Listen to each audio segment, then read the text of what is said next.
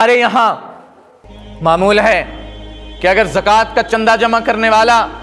یا کسی مدرسے کا یا کسی مانگنے والے کا گزر ہو جائے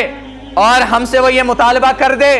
اور یہ کہا جائے کہ جناب میں فلاں مدرسے فلاں جو ہے ٹرسٹ کی جانب سے فلاں NGO کی طرف سے فلاں جو ہے مسجد کی طرف سے امداد زکوٰۃ میں جو ہے فطرے کے لیے آیا ہوا ہوں، تو ہمارے ناک پیشانیوں پر چڑھ جاتے ہیں، ہم ان سے نفرت کرنا شروع کر لیتے ہیں۔ آپ کو یہ بات یاد رکھنی چاہیے کہ یہ جو زکوٰۃ کا پیسہ تمہارے پاس مانگنے کے لیے مدرسے والا آتا ہے، یہ اپنی طرف سے نہیں آتا،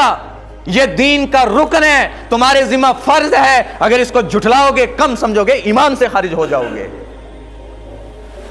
حضرت عمر رضی اللہ تعالیٰ عنہ نے ایک صحابی رسول سے کہا، جاؤ جو مالدار صحابہ ہیں ان سے جا کر زکوٰۃ کا پیسہ جمع کرو،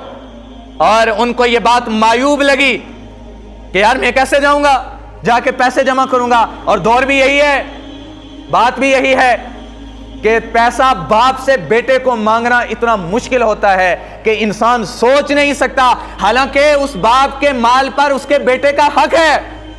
لیکن اس کے باوجود وہ مانگنے کے لیے کتراتا ہے کہ یار کس طرح مانگوں، کیا دے گا یا نہیں، پتہ نہیں کون سی بات آگے سے کیا دے گا، کیا بول دے گا۔ تو اولاد پیسہ مانگنے کے لیے تیار نہیں ہوتی۔ تو یہ جو چندے والے اور یہ جو آپ سے مسجد مدرسے کا مانگنے والے آتے ہیں، یہ اپنی عزت نفس کو ہاتھ پر رکھ کر آ کر آپ سے یہ مطالبہ کرتے ہیں کہ لاؤ ہمیں دو، اور پھر دیتے ہوئے میرا آپ کا یہ مزاج ہوتا ہے، ہم 50 بار اس کو تنقید کی نگاہ سے دیکھتے ہیں، پھر 1000 بار اس کو 150 دیتے ہوئے یہ سمجھتے ہیں یہ گھر لے جا رہا ہے، اپنی ذات پر خرچ کر رہا ہے، یہ کھا رہا ہے، یہ جو ہے یہ پتہ نہیں اپنا گھر بنا رہا ہے۔ تو جب دینے سے پہلے اتنی باتیں ذہن میں لائی تھی تو اس سے نہ دینا اچھا تھا، دینے کی ضرورت ہی کیا تھی۔